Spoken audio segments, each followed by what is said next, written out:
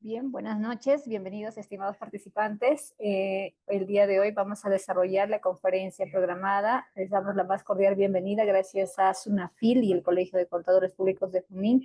Se está desarrollando esta conferencia. Vamos a esperar 4 minutos, a las 6:05 en punto vamos a iniciar. Les pedimos su espera mientras que más participantes se van uniendo a la sala. Nos vemos en breve.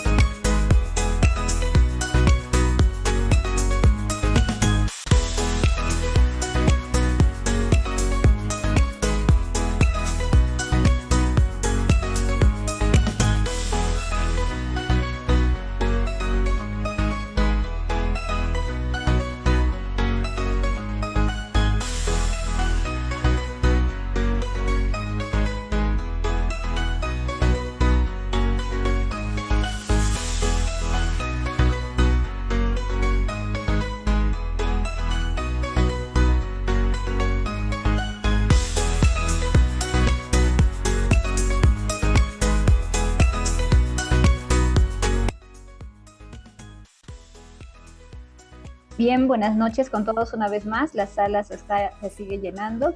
Quisiera confirmar si nuestra ponente, la licenciada Ivonne, es el usuario de Sunafil. Licenciada, si me puede confirmar, por favor. Sí, Buenas noches, listo. sí. Buenas noches, licenciada. No la escuchamos, me ¿Me escuchan parece. ahora? ¿Me Ahora escuchan? sí. Ahora sí, licenciada. Listo. Bueno, esta noche vamos a desarrollar la conferencia programada. Vamos a ver una breve presentación. Me da un minuto. Aquí está. Ya, el día de hoy, jueves 7 de agosto, vamos a desarrollar la ponencia de beneficios sociales de los trabajadores a cargo de la licenciada en Administración Janet Ivonne Jorge Pilpe, especialista de Sunafil. La conferencia se va a realizar de 6 a 7 de la noche, está siendo transmitida por Facebook y también les recordamos que ya está habilitada nuestro repositorio en nuestra página web, donde podrán encontrar esta y otras conferencias grabadas, pero también con el material académico correspondiente. Pues bien, dejo entonces la sala a cargo de la especialista, de nuestro ponente del día de hoy, no sin antes recordarles también las normas de convivencia dentro del aula Zoom. El micrófono y la cámara están inhabilitadas, solamente a la hora final al final de la exposición vamos a dar un pequeño lapso de habilitación de los micrófonos y también vamos a recibir sus preguntas por el chat. Bien, con esas indicaciones entonces le dejo a cargo a usted, licenciada, para que pueda iniciar la conferencia. Muchas gracias.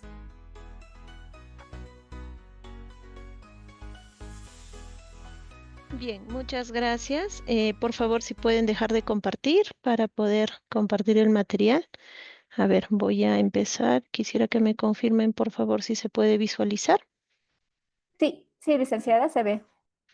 Ya, excelente. Bien, en primer lugar, reciban un cordial saludo de la Intendencia Regional de Junín. Nosotros muy gustosos de seguir colaborando con el Colegio de Contadores Públicos de Junín. Para nosotros siempre estos espacios son muy importantes para poder compartir conceptos y fortalecer más que nada una cultura de cumplimiento de la norma y poder responder algunas consultas que quizás sobre el tema pues no están quedando claras, ¿no? Entonces vamos a comenzar con con la siguiente ponencia y hablamos sobre los beneficios sociales de los trabajadores. Aquí vamos a tener que hablar un poco de todo, de manera resumida, para que podamos entender, ¿no?, el contexto de lo que vamos a ir avanzando durante la ponencia. Bien, en primer lugar, como siempre, tenemos que hacer referencia a la norma, ¿no? La norma, la base legal. En primer lugar, pues está el Decreto Supremo 00397-TR, que es el TUO del Decreto Legislativo 728, que es la Ley de Productividad y Competitividad Laboral. Luego de esto tenemos el Decreto Supremo 00196-TR, que es el reglamento de la Ley de Fomento del Empleo, ¿no? Aquí podemos revisar más a fondo cuáles son las pautas para poder, en este caso, tener en cuenta los beneficios laborales que corresponderían a la Ley 728, ¿no?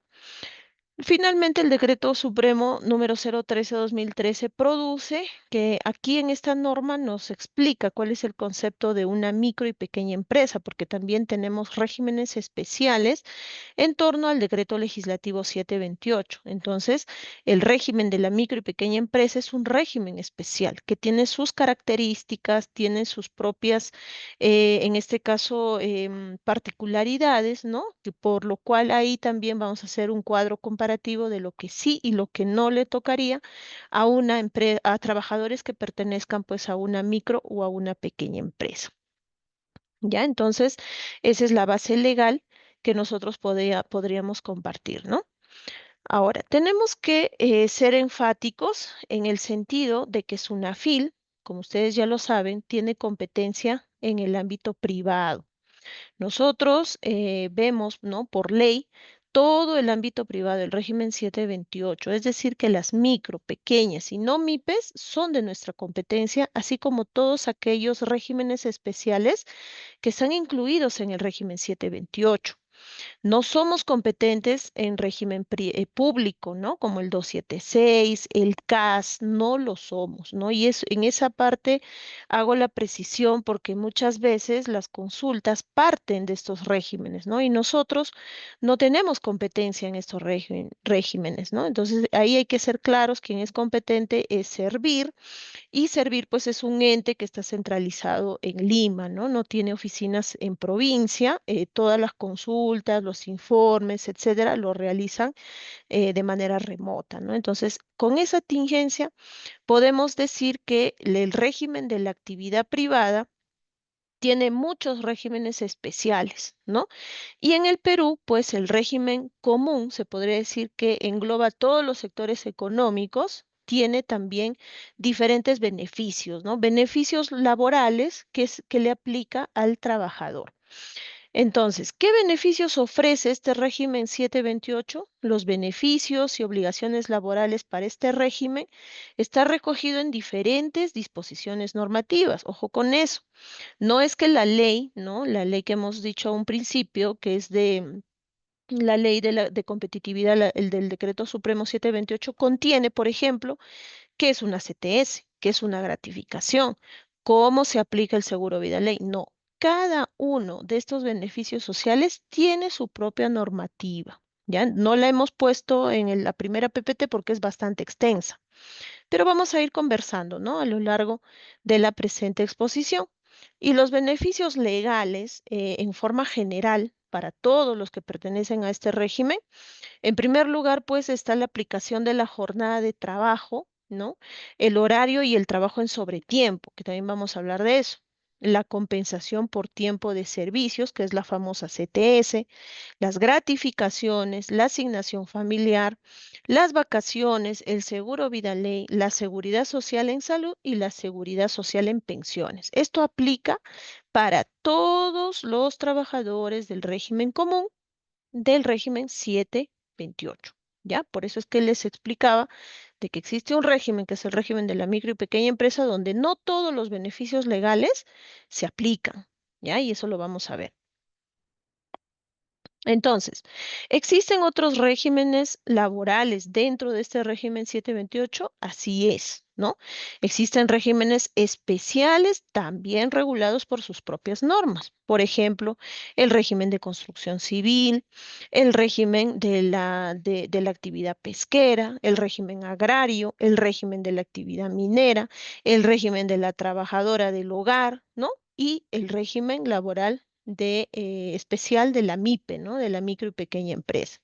Entonces, aquí podrían surgir dos preguntas. Si la actividad empresarial de mi empleador no cuenta con un régimen especial, o sea, no está dentro de un régimen especial, y si la norma que regula el régimen especial de mi actividad me excluyó del mismo, ¿no? Por diferentes motivos, entonces, ante estas dos preguntas se tiene la respuesta de que si tú te encuentras en alguno de estos supuestos, eres considerado del régimen común, ¿no? Es decir, del régimen general. ¿Ya? ¿Por qué? Porque estás inmerso en el régimen 728 como actividad privada, pero no estás dentro de ningún régimen especial. Por lo tanto, estás dentro del régimen común. Eso hay que tenerlo bastante claro. Entonces, ahora vamos a hablar sobre el régimen laboral especial de la MIPE, porque como lo hemos dicho, en el régimen 728 se aplican muchos beneficios laborales, pero también tenemos que tener en cuenta que el régimen laboral de la micro y pequeña empresa establece que no es obligatorio pagar algunos de estos conceptos por la misma naturaleza de este régimen, y por eso es que lo vamos a explicar. Entonces, lo primero que tenemos que definir es qué es una MIPE, ¿no? Una MIPE es una unidad económica que puede ser constituida bajo cualquier forma, puede ser una persona natural, RUC 10, puede ser una persona jurídica, RUC 20, bajo cualquier forma de organización que está vigente en el Perú, ¿no? Una EIRL, una SAC, una sociedad anónima, entre otros, ¿no? El objeto que tienen este tipo de asociaciones es pues extraer, transformar, producir, ¿no? Servicios y bienes. Ese es el objetivo principal de una MIPE. Ahora, las MIPES anteriormente se clasificaban, ¿no? De la microempresa, de la pequeña empresa, se podían diferenciar por el número de trabajadores. Ahora ya no es así. Ahora se hace en función del número de ventas, ¿no? Del nivel de ventas que tenga esta empresa durante un año. Entonces, la microempresa tiene un techo de hasta 150 UITs. ¿Ya? Si la empresa es una empresa que factura 150 UITs, entonces será considerada una microempresa. Y si sobrepasa estas 150 UITs hasta las 1.700 UITs, pues estaremos refiriéndonos a una pequeña empresa. Si la empresa ya sobrepasa las 1.700 UITs, pues definitivamente no viene a ser pues una empresa no MIPE, ¿no? Pero es necesario advertir que para que sean consideradas como micro o pequeñas empresas, tienen que estar registrados en el registro especial de la REMIPE. Y ahí es donde muchas microempresas, ¿no? Sean micro pequeñas, se podría decir, adolecen, ¿no? Quizá por desconocimiento, porque no se enteraron, entre otros, de que existe este régimen especial. Entonces, cuando existe una fiscalización y encontramos trabajadores, también en la informalidad, encontramos que la empresa no está registrada ni como micro ni como pequeña. Entonces ahí viene el tema, ¿no? De que nosotros tendríamos que exigirle a este empleador que cumpla con los derechos laborales de este trabajador al 100%, como una empresa del régimen común, ¿no? Entonces ahí es donde tenemos pues un poco de divergencia, porque en realidad este régimen de la micro y pequeña empresa permite disminuir costos laborales, ¿no? Y tener a tu trabajador en la formalidad. Entonces, por eso es necesario que se tenga que registrar a la micro o pequeña empresa a través de la página web del Ministerio de Trabajo, ¿no? Ahí está alojado el régimen especial de la micro y pequeña empresa. Ahora, ¿quiénes no podrían ser MIPES, ¿no? A quienes no le alcanza este tema de la microempresa? Pues en realidad todos aquellos que conformen un grupo económico que en conjunto reúnan características requeridas, ¿no? ¿Qué quiere decir? Que quizás una misma razón social tiene diferentes RUCs, ¿no? Un RUC para sus proveedores, un RUC para sus clientes, o de repente también conforma un conglomerado comercial, ¿no? Es un colegio, tiene su clínica, tiene una microfinanciera, entre otros, y todos están en el régimen MIPE. No, no podría ser así. ¿Quién detecta estas situaciones irregulares? Es SUNAT. Y cuando las detecta, pues este régimen puede cancelarse. También están excluidos todos aquellos que tengan vinculación económica con otras empresas o grupos económicos nacionales o extranjeros, ¿no? Esto ya se extiende a nivel incluso internacional, ¿no? Si existe esa figura, pues igualmente su régimen o su registro será cancelado. También aquellas empresas que brinden información falsa, ¿no? Que siendo de repente pequeñas empresas muestran una contabilidad diferente, haciendo ver que son microempresas. Eso también es algo irregular, incluso algo ilegal, ¿no? Entonces ahí también debemos tener bastante cuidado.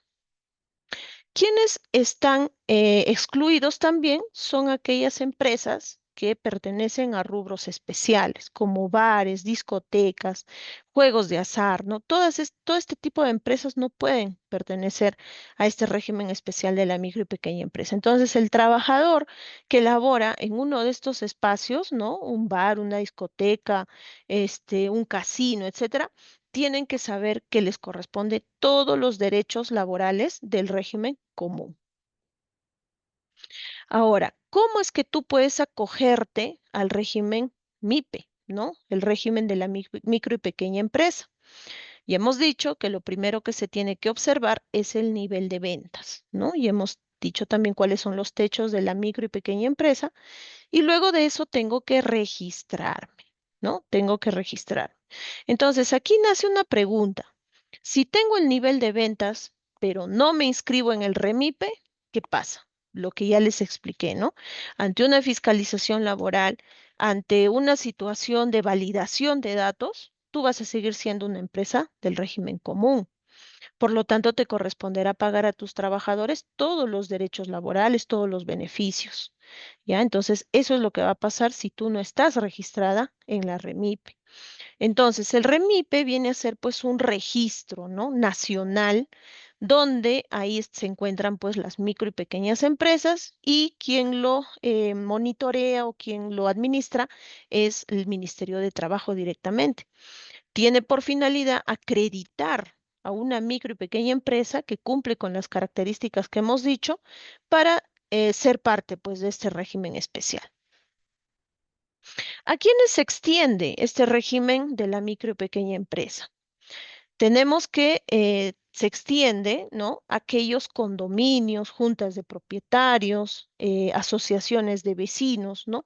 Imaginemos, por ejemplo, un edificio, ¿no? De 8 o 10 departamentos. Cada departamento tiene un dueño y pues todos necesitan, ¿no? De un personal que haga limpieza de las áreas comunes, un vigilante que pueda controlar en la puerta quién entra, quién sale por una cuestión de seguridad.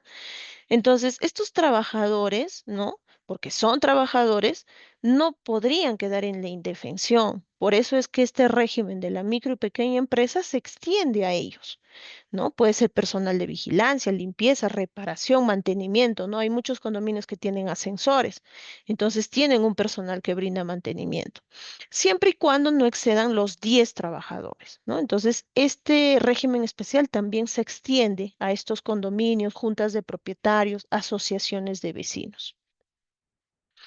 Ahora, hay que tener en cuenta también que la extensión del régimen de la micro y pequeña empresa, ¿no?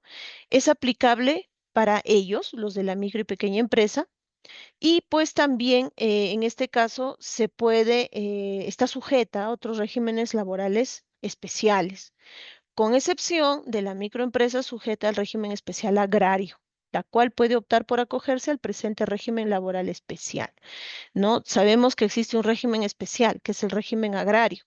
Y básicamente este se aplica pues a grandes agroindustrias, ¿no? Donde ellos tienen extensas tierras y pues exportan sus productos. Ellos, por ejemplo, están netamente incluidos en el régimen agrario. Pero si existen empresas, ¿no? Que facturan bajo el nivel de ventas que ya hemos explicado, pueden acogerse también al régimen de la MIPE, ¿ya? Entonces es importante también mencionarlo. Ajá. Estoy atento a las preguntas. También aquí en el chat ustedes puedan hacerlas para no acumularnos de preguntas al finalizar la ponencia. Estoy pasando a responder también, ¿no? A ver, nos dicen, si soy una EIRL y inscribo al REMIPE siendo el dueño, ¿puedo estar en planilla? Claro que sí, porque la EIRL, la SAC, son personas jurídicas. Entonces, nosotros tenemos que entender que la persona jurídica es como una tercera persona que está contratando a trabajadores, que en este caso incluso pueden ser los socios, el gerente, ¿no? El dueño. ¿Se puede inscribir? Sí, sí lo puede hacer. No hay ninguna excepción con respecto a eso. Un accionista puede tener diferentes empresas, estas estarían vinculadas o sería conglomerado. Aquí hay que tener cuidado, ¿no? Hemos dicho que cuando existe vinculación económica es cuando una empresa tiene varios RUCs. Utilizo un RUC para pagar a mis proveedores, otro RUC para mis clientes, otro RUC para comprar combustible, etcétera, ¿no? Pero todos tienen una vinculación económica en el sentido de tener, por ejemplo, una misma dirección fiscal o un mismo representante legal. Entonces ahí estamos evidenciando que existe una vinculación económica, ¿no? El hecho de que un accionista puede tener en diferentes empresas sus acciones no estaría contraviniendo la norma, ¿no? Porque es accionista, ¿no? No es netamente el dueño, pues, ¿no? A ver, si soy un contratista minero autorizado, facturo menos de 1.700 UITs. ¿Puedo acceder al REMIPE laboral? Aquí hay que tener cuidado de que entre sector económico y sector económico existen también normas sectoriales, ¿no? O sea, el sector minero, por ejemplo, tiene sus propias normas. El sector agrario también tiene sus normas y así, ¿no? Entonces, tú tendrías que revisar si la minería artesanal, porque si tú facturas menos de 1.700 UITs, ya estarías pues dentro de una pequeña minería, ¿no? O una minería artesanal. Entonces, si es así, podrías pertenecer, pero como te digo, bajo ciertos requisitos y características de la propia norma sectorial de mina. Tendrías que revisarlo. Para inscribirse al REMIPE tiene que existir dos trabajadores. En realidad es del primer trabajador, porque no se trata de que tú, por ejemplo, hoy abres tu emprendimiento, ¿no? Y todavía no tienes trabajadores. Y dices, voy a registrarme al REMIPE por si acaso, ¿no? De repente de acá a 2 meses tengo trabajadores. No te va a permitir la plataforma. La plataforma te permite la inscripción al REMIPE cuando tú vas a inscribir a tu primer trabajador. Desde ese día tú vas a poder hacer tu registro, porque lo vas a hacer con tu clave SOL. La clave SOL es la que te otorga la SUNAT, pues, ¿no? Cuando ya te formalizas y sacas tu RUC. Entonces, no te va a permitir. Tienes que hacerlo desde el día que tú tienes a tu primer trabajador, ¿ya? Entonces, sí se puede hacer. En el caso en que en un mismo domicilio fiscal pueden haber diferentes RUCs, estarían vinculados, ya que hay empresas que brindan el servicio de domicilio, que brindan el servicio de domicilio fiscal. Bueno, no entiendo mucho tu pregunta, pero sí, ¿no? O sea, si en un mismo domicilio fiscal existen muchos RUCs y estos están vinculados económicamente, pues definitivamente estarían exceptuados de este régimen especial.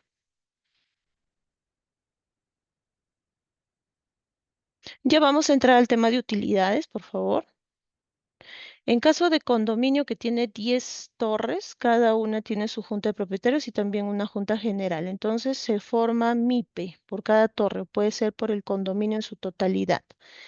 En su totalidad, ¿no? Pero no debe sobrepasar los 10 trabajadores. Si sobrepasa los 10 trabajadores, ya no puede ser una MIPE. O sea, ya no podría extenderse el régimen especial de la micro y pequeña empresa. Tendrían que ser del régimen común.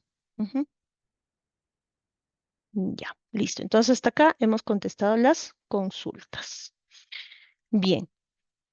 Ahora, acá también hay una consulta muy frecuente, ¿no? ¿Cómo es que se puede controlar o medir la permanencia en el régimen especial?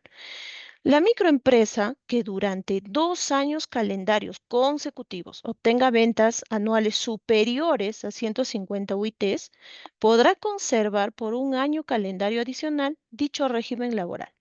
Luego de este periodo, la microempresa pasará al régimen laboral que le corresponde, es decir, a la pequeña empresa o a ser no MIPE.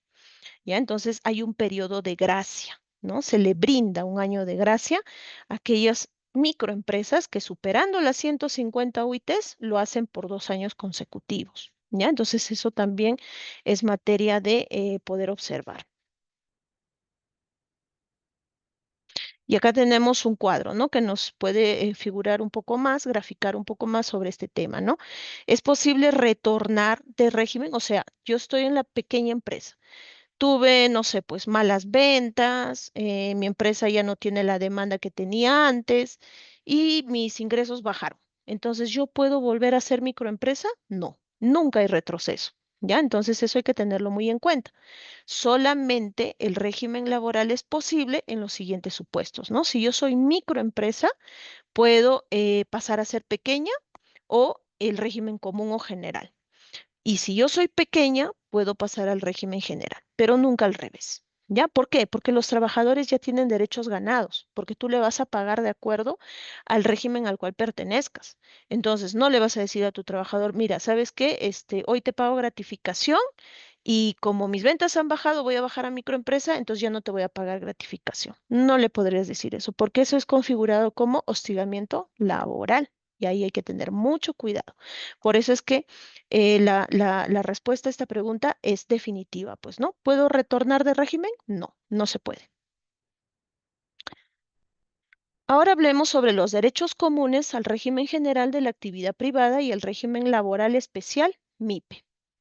En primer lugar, vamos a hablar de la jornada y horario de trabajo. Según la Constitución, ¿no? Según nuestras normas vigentes, la jornada laboral máxima es de 8 horas diarias y 48 horas semanales. Entonces, no debe exceder de ese tiempo. Y cuando se excede de ese tiempo, de la jornada laboral máxima, es considerada pues un exceso, ¿no? Que en este caso puede ser pagada con horas extras.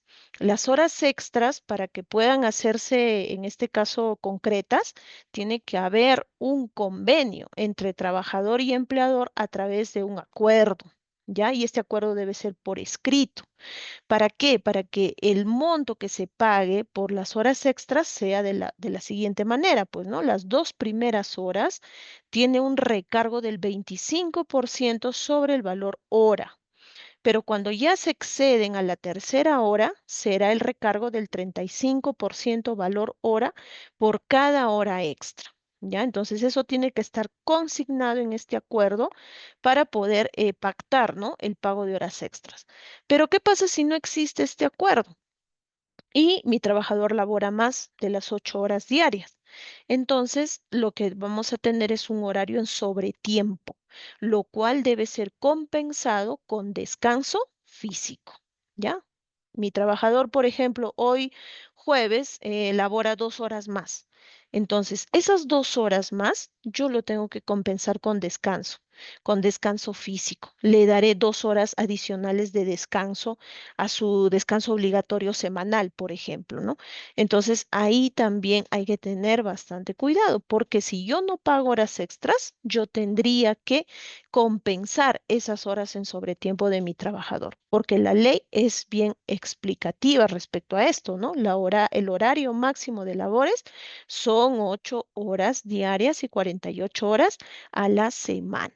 ¿Ya? Entonces ahí la claridad, ¿no? Respecto de la norma también. El horario de refrigerio. El horario de refrigerio es de carácter obligatorio, no es potestativo y no podrá ser inferior a 45 minutos. Ya no puede ser inferior a 45 minutos. Y este en lo posible debe coincidir con los horarios, pues, de alimentación, ¿no? Que todos tenemos, el horario del almuerzo, del desayuno, de la cena. Si existen turnos rotativos, en lo posible debemos hacer coincidir ese horario de refrigerio, pues, con el desayuno, almuerzo, la cena. ¿Ya? Entonces acá hay que tener claro también que no puede ser menos de 45 minutos. ¿Puede ser más? Sí. Hay empresas donde dan incluso hasta 2 horas, ¿no? De almuerzo. Y bueno, pues el horario también se extiende, ¿no? El horario de salida, porque hay que tener en cuenta que el horario de refrigerio no está dentro de la jornada laboral, ¿ya? No es parte. Entonces, por eso es que se alarga también el periodo de salida, pues, ¿no? Entonces, ahí hay que tener en cuenta ese tema. Ujú. A ver, tenemos acá dos preguntas. Dice, por desconocimiento ingresamos a planilla a un trabajador. No se acogió a Remipe. ¿Se puede hacer que el segundo trabajador y acogerme a Remipe? Al primer trabajador que tú has ingresado como régimen común, le vas a tener que seguir pagando sus derechos laborales como corresponde. Al segundo trabajador, si es nuevo, ahí sí podrías aplicar, y ya estás acogido al régimen de la microempresa, ahí sí puedes aplicar los beneficios que le corresponde pues al régimen de la microempresa. Ujú. Pero el primer trabajador que ingresaste, a él sí le tendrías que seguir pagando como del régimen común, ¿no? Porque no estaba todavía en el régimen de la micro y pequeña empresa. A ver, si las horas extras son eventuales, ¿también se realiza con acuerdo? Por supuesto que sí. Sí, definitivamente. Es más, la naturaleza de las horas extras es eventual, es totalmente esporádico, es extraordinario. No podemos obligar a nuestro trabajo, y voluntario por si acaso, no podemos obligar a nuestro trabajador a quedarse a laborar más de sus 8 horas si es que el trabajador no lo desea, porque no estamos en una figura de trabajo forzoso, ¿ya? Entonces el trabajador tiene libertad de elección. Por eso se dicen que las horas extras son voluntarias y son extraordinarias, porque de lo contrario sería pues una jornada ordinaria de 10 o 12 horas, ¿no? Las horas extras son eventuales, ¿ya? Son netamente extraordinarias y ahí hay que tener cuidado también. Ya, entonces continuamos. Descansos remunerados, ¿no? Ahora vamos a hablar sobre los descansos remunerados y empezamos con el descanso semanal obligatorio.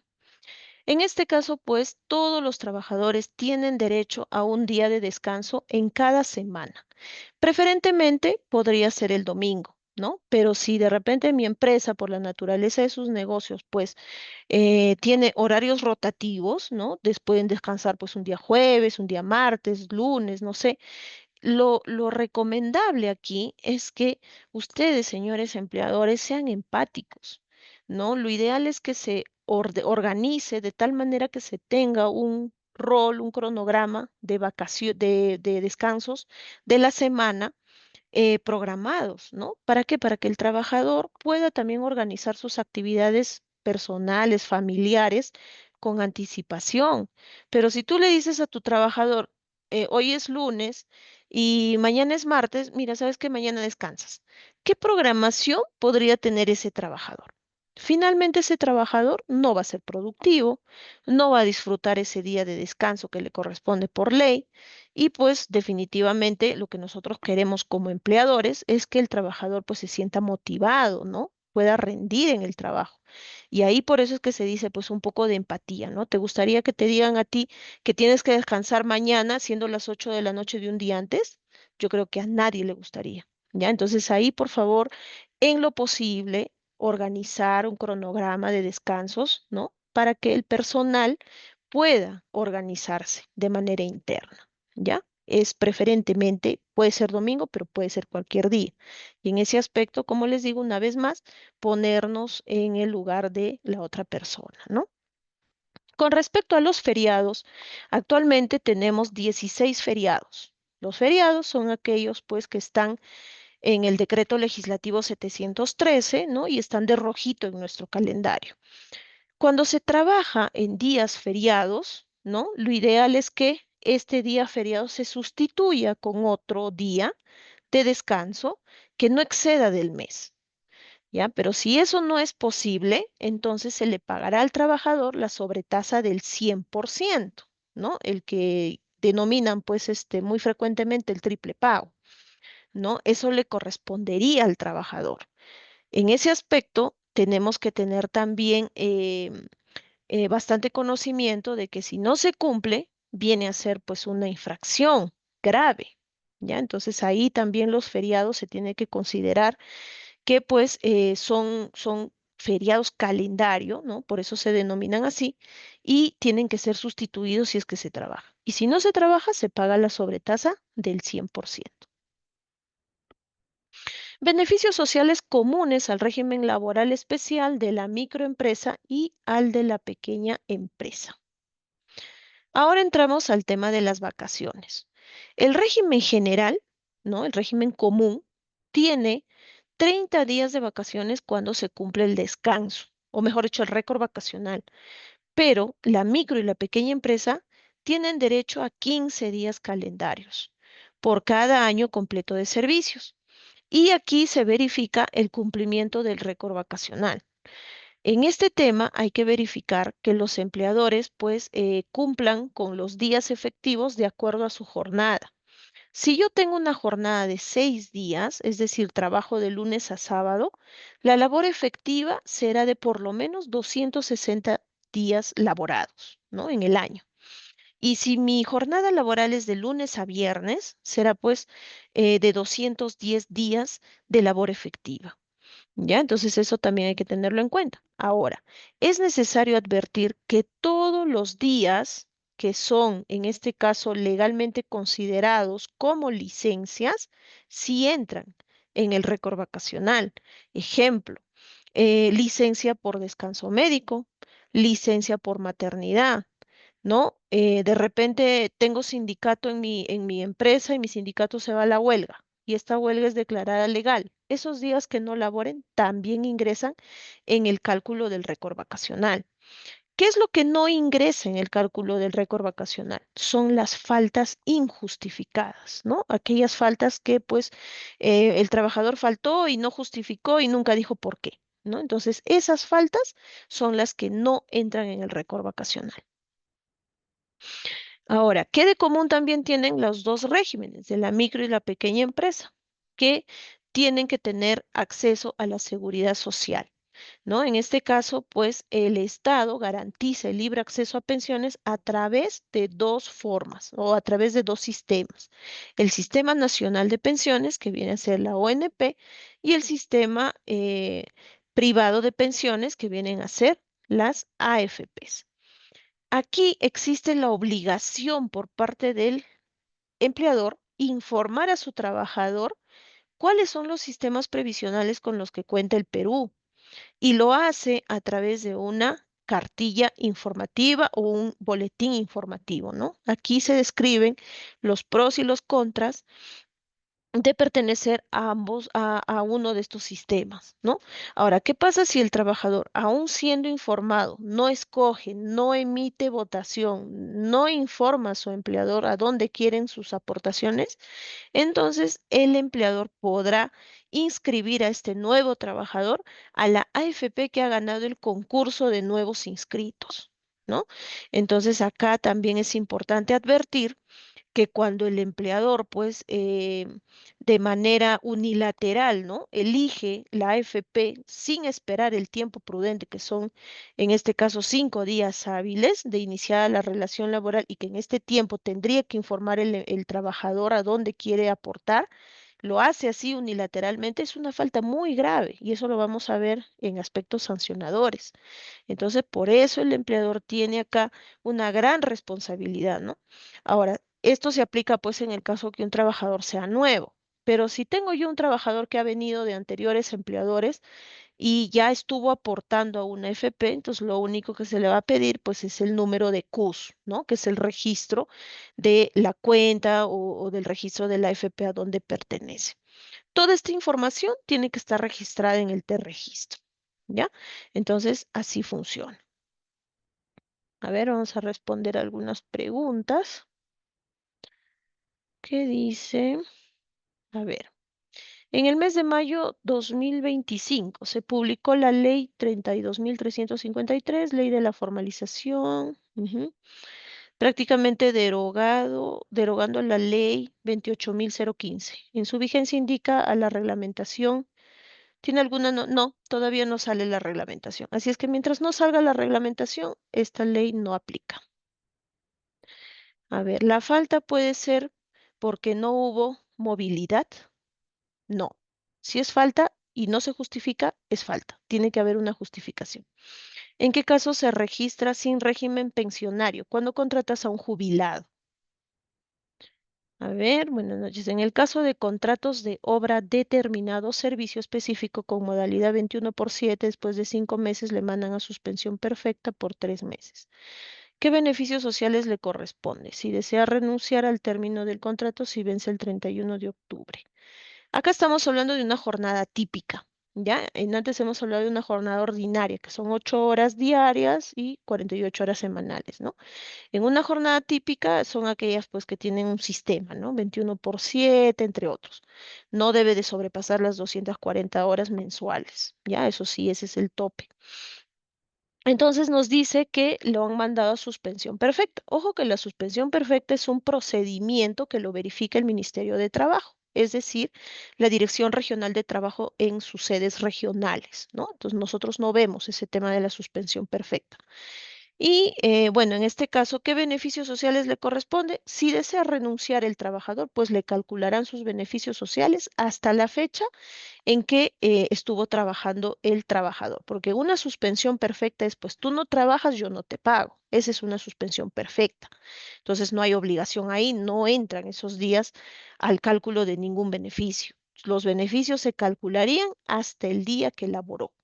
¿Ya? Y si está pues en un sistema atípico, supuestamente está en una empresa del régimen que no es MIPE. Por lo tanto, le corresponden todos los beneficios laborales, ¿no? Y en este caso, pues cuando se hace una liquidación de beneficios laborales, ya es beneficios laborales truncos, ¿no? Así se le denomina. Ujú. A ver, acá tenemos otra. Se puede contratar una persona por horas, es decir, de 9 a 10, de 2 a 3 y de 5 a 6. Tú puedes aplicar un contrato a tiempo parcial. ¿no? La condición para este tipo de contratos es que labore menos de 4 horas al día o menos de 20 horas a la semana.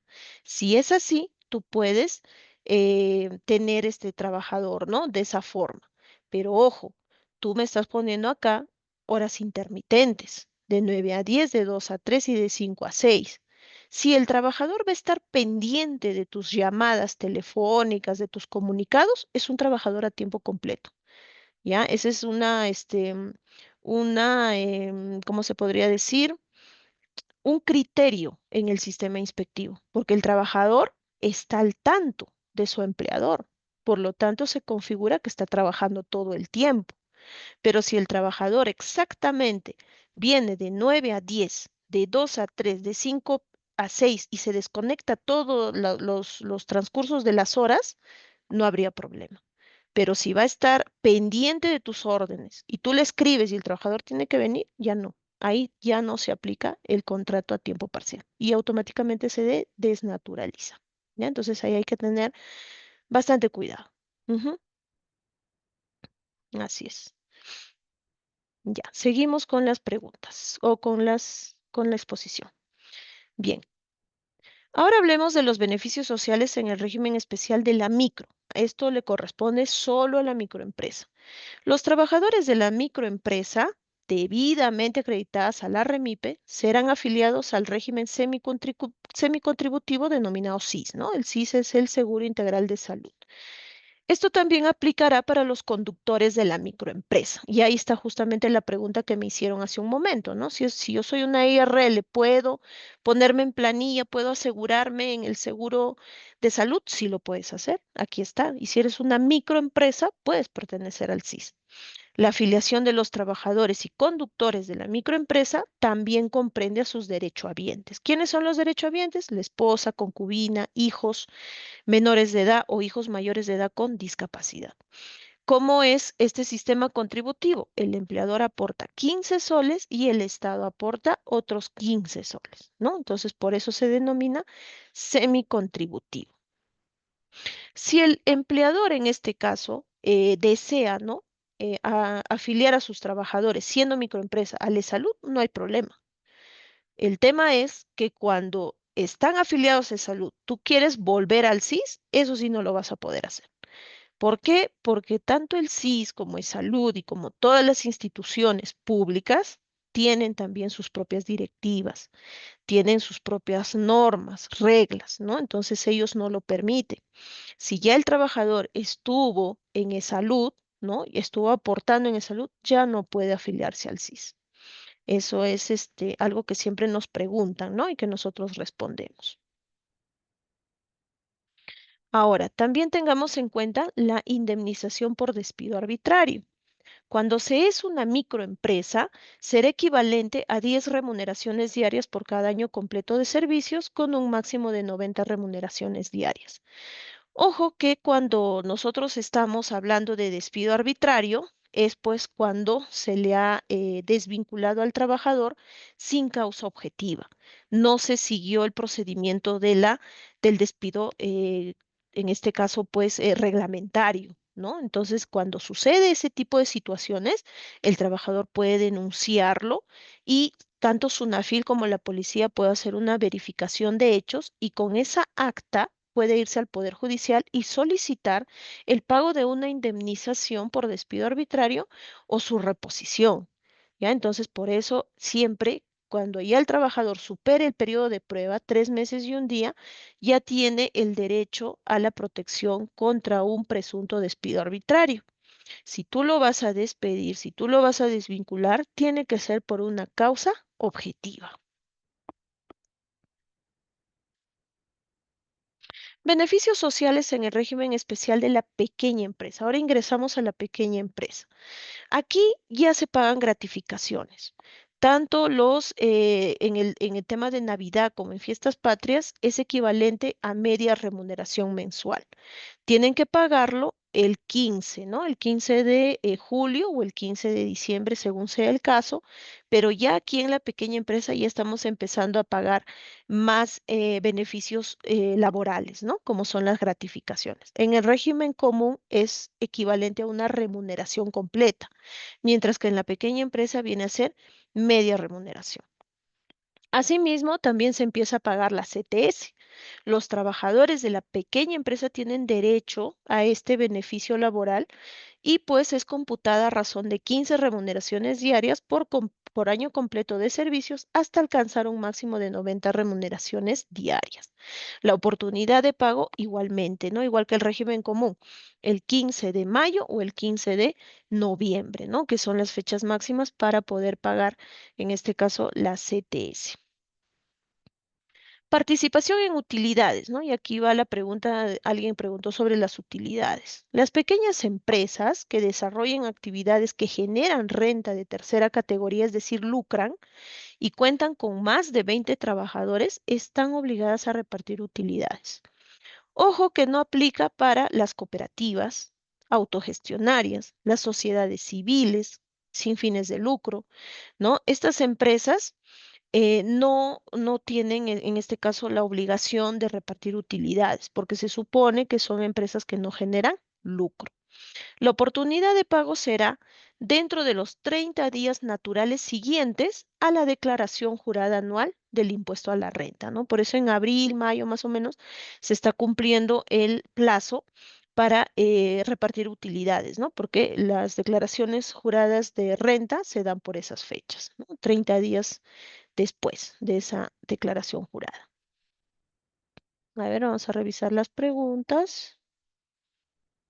Una empresa está en el régimen común con un trabajador. ¿Puede acogerse al régimen MIPE sin otro trabajador o es necesario que tenga un trabajador más? Ya otra vez, ¿no? Hemos vuelto a repetir. Trabajador que está en el régimen común, le corresponden todos los derechos laborales. Tú ya le has pagado ya todos los beneficios laborales. Quizás hoy te estás enterando que existe el régimen de la micro y pequeña empresa.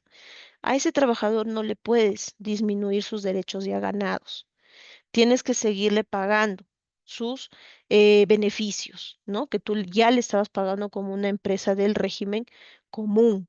Entonces, no es necesario que exista otro trabajador para que a este trabajador actual que tienes le bajes los beneficios. No, eso es individual, de manera individual. Entonces, si al otro trabajador que contrates y tú ya estás inscrito en el régimen MIPE, a él sí lo puedes incluir en este régimen especial de la microempresa, pero a tu primer trabajador no. ¿Por qué? Porque él ya tiene derechos ganados. En la MIPE, si se pagó una remuneración de gratificación, ¿se puede reducir a media remuneración? No. Hemos dicho y volvemos a decir, no podemos reducir derechos que ya han sido ganados por los trabajadores. Ese trabajador te puede denunciar por hostigamiento laboral porque le estás reduciendo su remuneración. No se puede bajar remuneraciones. Eso no está contemplado en la norma. Al contrario, viene a ser una infracción laboral. Si se detecta este tipo de situaciones, son infracciones laborales. Ya tengamos en cuenta eso. A ver, el trabajador cuando deja de trabajar en la empresa tiene salud por 3 meses continuos, luego de ello pasa automáticamente al SIS. No. Trabajador que ya ha sido afiliado a salud, por más que se desvincule y labore para otro empleador, ese empleador tiene que seguir aportándole salud. Ujú, muy bien. Si les pagan con recibo por honorarios, me imagino, ¿no? Y la empresa está en el régimen especial, les corresponde una liquidación. Aquí hay que hacer una tingencia, ¿no? Creo que estamos confundiendo. Regímenes laborales son los que estamos hablando el día de hoy. Régimen común, régimen de la pequeña empresa, de la micro y pequeña empresa, regímenes especiales. Especiales quiere decir régimen de construcción civil, régimen agrario, régimen de la trabajadora del hogar. Regímenes tributarios es totalmente diferente. En el régimen tributario que tenemos, el régimen general, régimen especial, régimen del RUS, ¿no? Eso es totalmente distinto, eso es otra cosa. Entonces, Cualquier trabajador que esté en un régimen de la actividad privada, si trabaja más de un mes, es decir, 30 días calendarios, le corresponde ya una liquidación. Si mi trabajador, trabajadora, ¿no? Ha terminado de laborar después de un mes, ya le corresponde liquidación. Tengo que pagar y tengo 48 horas para hacer esa liquidación y pagarle. ¿Qué voy a calcular en esa liquidación? Dependiendo de tu régimen, ¿no? Pero si estás en la microempresa, ya te corresponde calcular vacaciones truncas, porque ha trabajado un mes. Entonces, el proporcional le tendrás que liquidar. Ahora, si estás en la pequeña empresa, le tendrás pues que calcular CTS trunca, gratificación trunca, ¿no? Y si estás en el régimen no MIPE, todos los derechos laborales truncos, ¿no? Entonces ahí hay que ser enfáticos. Ah, y ojo, el trabajador no es trabajador el que está con recibo por honorarios. El trabajador con recibo por honorarios es locador, no trabajador. Pero ojo, si cumple con los parámetros de laboralidad, ya es considerado trabajador. Por lo tanto, esa relación se puede desnaturalizar. Ojo que el locador no tiene horario, no tiene jefe y presta un servicio o brinda un bien en un determinado periodo de tiempo y tú le pagas por eso. Ese es un locador, ¿ya? Entonces, si ese locador cumple horario, tiene jefe, es trabajador. Y ahí, si es que es una FIL, pues te visita, va a detectar a estos trabajadores informales y los vas a tener que formalizar, ¿no? Aparte de pagar la multa por no tener a los trabajadores en formalidad. ¿Un trabajador puede prestar el mismo servicio a otras empresas? Si su tiempo le da, sí, porque tenemos libertad de trabajo, tenemos pluriempleo, se llama. Cuando nosotros trabajamos para un mismo empleador de forma obligatoria, incluso ni lo conocemos, ese es un elemento para poder determinar si existe trabajo forzoso. Pero nosotros estamos en libertad de trabajo, por lo tanto, podemos tener pluriempleo, ¿no?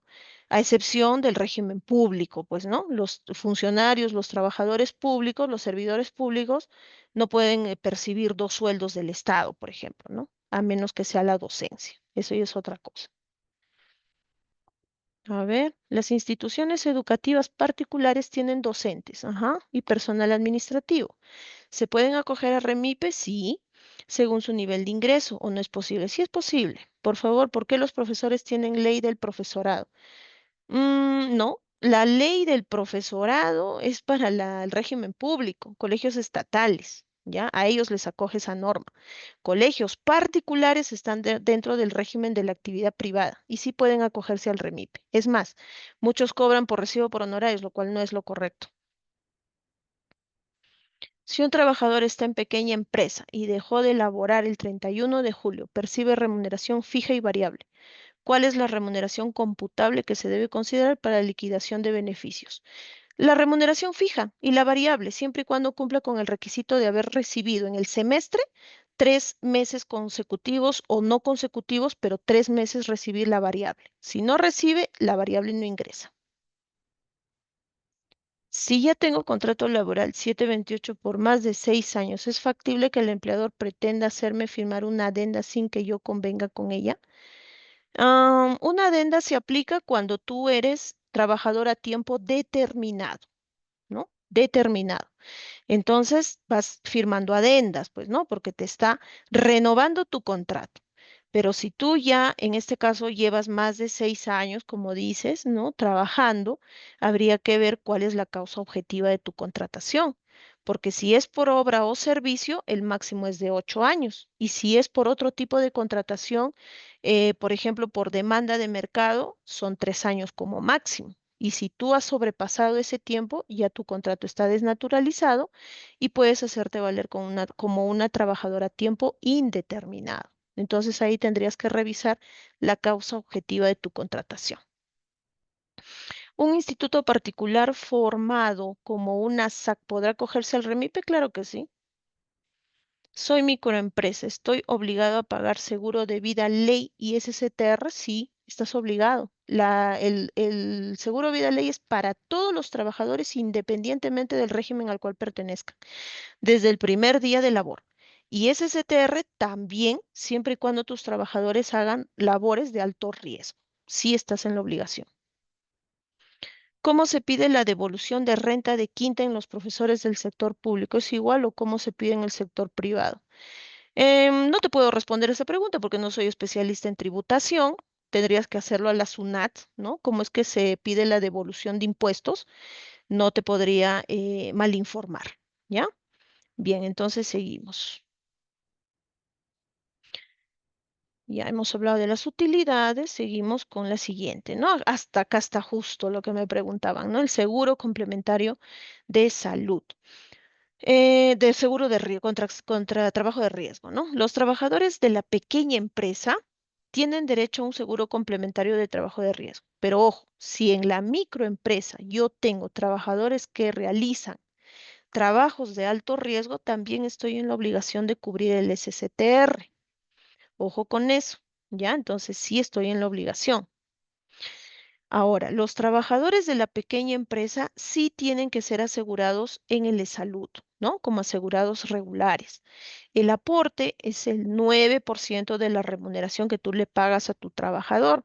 Ojo que esto no es descuento al trabajador, es el empleador quien hace este aporte.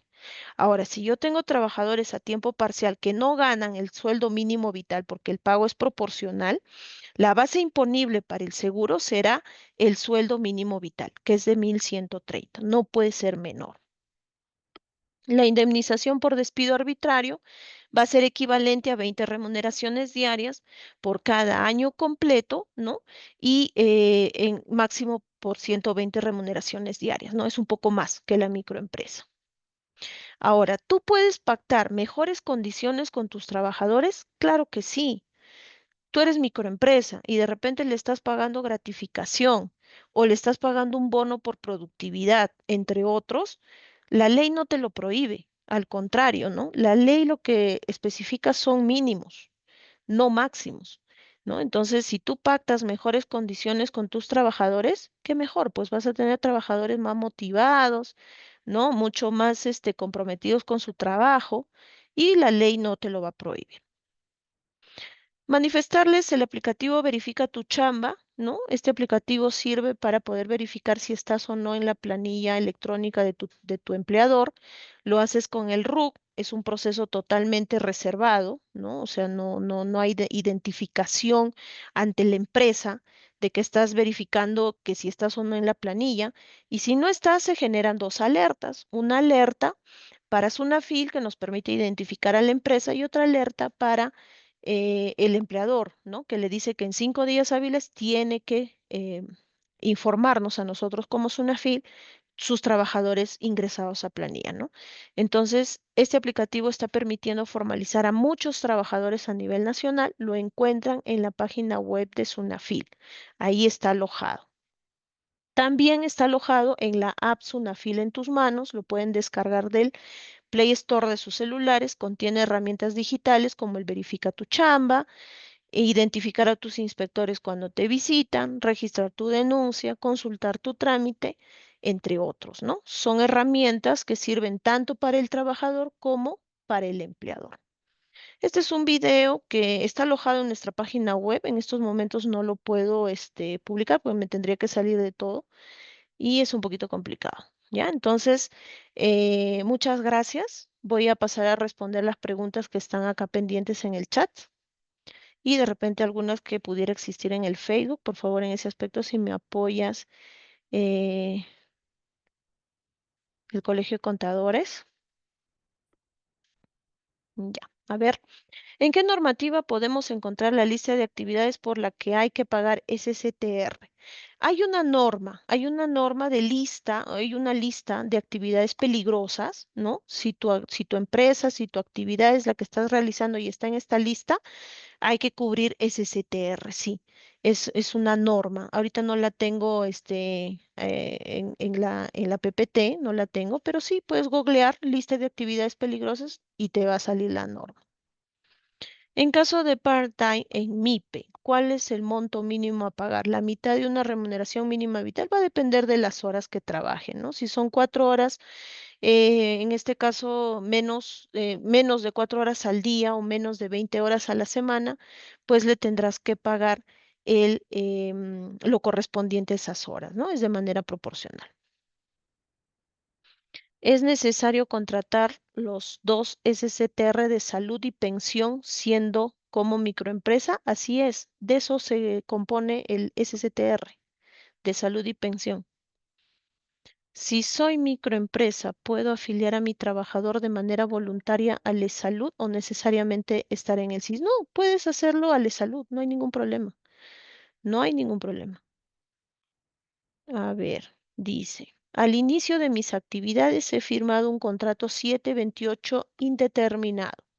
Han pasado 6 años y otra gestión se encuentra administrando la institución. Es posible que pretendan hacernos firmar adendas. ¿Tengo que firmar forzosamente o me puedo negar? Bueno, tú ya estás como trabajadora indeterminada. No entiendo qué adenda te tendrían que hacer firmar, porque estás a un contrato indeterminado. Tendrías que ver el contenido de esa adenda y si no lo deseas firmar, pues no lo firmas. Los trabajadores en la modalidad de contrato temporal tienen derecho a utilidades. No, ellos no tienen derecho a utilidades. Si un trabajador tiene descanso prolongado por más de 3 meses o más, este periodo entra para su récord vacacional. Habría que ver si es el descanso por un accidente de trabajo o es este descanso por el tema de una situación de licencia, por descanso médico, ¿no? Porque no especificas qué tipo de descanso tiene. Entonces, si es así, sí entra el récord vacacional. Claro que sí. Es sustentable, pues, ¿no? Ese descanso. Ujú. Bien, he podido responder todas las preguntas. Por favor, si me puedes confirmar si hay más preguntas en el Facebook. Muchas gracias. Muchas gracias a usted, licenciada, por su excelente exposición. Vamos a verificar, habían unas consultas en Facebook, voy a retomarlas, del usuario Carlos Rafael. Nos pregunta si se puede inscribir a REMIPE a trabajadores extranjeros o si existe algún límite al contratar trabajadores de otras nacionalidades. Por supuesto, existe un límite. No puedo yo sobrepasar el 20% de mi planilla en trabajadores extranjeros. Lo puedes inscribir en la REMIPE. Claro que sí. No hay ninguna limitación con respecto a eso, pero sí solo el 20% de la planilla, nada más. O sea, por ejemplo, ¿no? De 10 trabajadores, 2 nada más tendrían que ser extranjeros. Excelente. Amparo, creo que ha escrito al chat una última pregunta. ¿Se puede cambiar de modalidad de contrato a un trabajador? Claro, pero siempre y cuando se sustente la causa objetiva. Excelente. Bien, creo que no hay mayores consultas. Vamos a proceder entonces, licenciada, a emitirle su certificado de ponente. El Colegio de Contadores Públicos de Junín le da muchas gracias y le otorga este certificado a la licenciada en Administración Janet Ivonne Jorge Pilbe por su participación como ponente en la conferencia Beneficios Sociales de los Trabajadores, desarrollado de manera virtual hoy 7 de agosto con una duración total de 3 horas académicas. Firman al pie en Huancayo 7 de agosto del presente año nuestra decana, la CPC Maritza Maribel Yacta Surichaki, y nuestra directora secretaria, la CPC Marisol Berta Chávez Pineda. Les damos una vez más nuestro más sincero agradecimiento, licenciada, por el continuo respaldo con las capacitaciones que lidera SUNAFIL. Sus últimas palabras para las reflexiones finales de la conferencia, licenciada. Ok, muchas gracias una vez más por la invitación. Nosotros muy gustosos de brindar estos espacios donde nosotros podemos responder, ¿no? Las preguntas. He tratado de correr con la exposición porque sé que tienen más interés en que sus preguntas sean respondidas. Gracias una vez más al Colegio de Contadores. Un saludo muy especial a la decana. Y bueno, seguimos continuando, ¿no? Ya que tenemos pues una alianza estratégica suscrita entre ambas instituciones y nosotros siempre a disposición suya. Gracias. Bien, muchas gracias, licenciada. Entonces, les recordamos a los participantes que esta conferencia quedará almacenada en nuestra página de Facebook. Así también va a quedar grabada en nuestro canal de YouTube para que puedan revisarlo en cuanto tengan disposición. Asimismo, el material académico que hoy día ha utilizado nuestra ponente será compartido a los participantes que se hayan registrado de manera oportuna. Ahora les vamos a compartir, o bueno, les vamos a comentar las conferencias que vamos a tener el día de mañana. Aquí están. A ver. Ya está. Mañana viernes tenemos la conferencia virtual con el ponente Johnny Esquivel Aguilar con el tema de beneficiario final a las 6 de la tarde. Asimismo, también ya estamos a pocos días de iniciar nuestro programa de especialización, o bueno, nuestro seminario, taller, papeles de trabajo para auditoría financiera gubernamental, que inicia este martes 12 de agosto. Inscríbanse, regístrense y abonen los pagos correspondientes. Desde el área de eventos les damos nuestro agradecimiento a cada uno de los participantes de la sala Zoom y también de Facebook. Que tengan todos muy buenas noches. Muchas gracias por darse el tiempo para seguir fortaleciendo sus capacidades profesionales. Día a día el área de eventos se esfuerza para poder dar temas de coyuntura, temas de relevancia, para que nuestros profesionales de la contabilidad estén constantemente actualizados. Bien, con eso cerramos la capacitación de hoy. Muchas gracias. Buenas noches.